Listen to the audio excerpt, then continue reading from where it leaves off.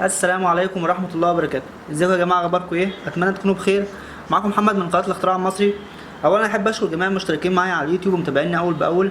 ثانيا، فيديو النهارده ان شاء الله هنتعرف فيه مع بعض على الفائز في فيديو كيف تصنع نظارة الواقع الافتراضي في المنزل. وزي ما قلت لحضراتكم ان اختيار الفائز عشوائي، وان كل فيديو بينزل عليه فائز مختلف، واعلان الفائز بيتم بعد اتمام شروط معينة لكل فيديو. قبل ما اتعرف على الفائز في الفيديو ده، احب اقول لك الف مبروك مقدما وهارد لك للجميع، وان شاء الله الكل هيفوز معايا.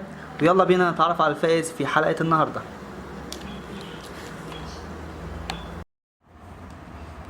طيب، ودلوقتي هناخد رابط الفيديو كيف تصنع نظارة الواقع الافتراضي بأسهل طريقة.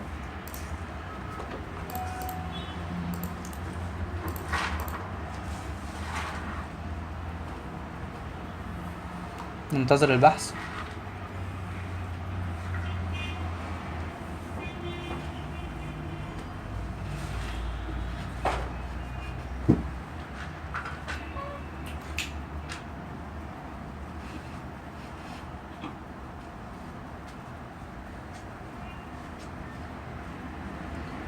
زي ما حضراتكم شايفين، عندنا 1843 كومنت و1889 شخص.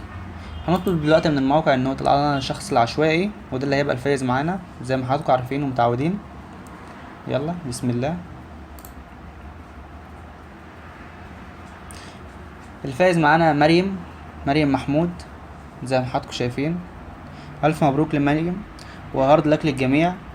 وان شاء الله رب العالمين الفيديو القادم هو فيديو افكار مدهشة، والفيديو ده هينزل بكرة باذن الله رب العالمين، وتعرف على الفائز فيه بكرة.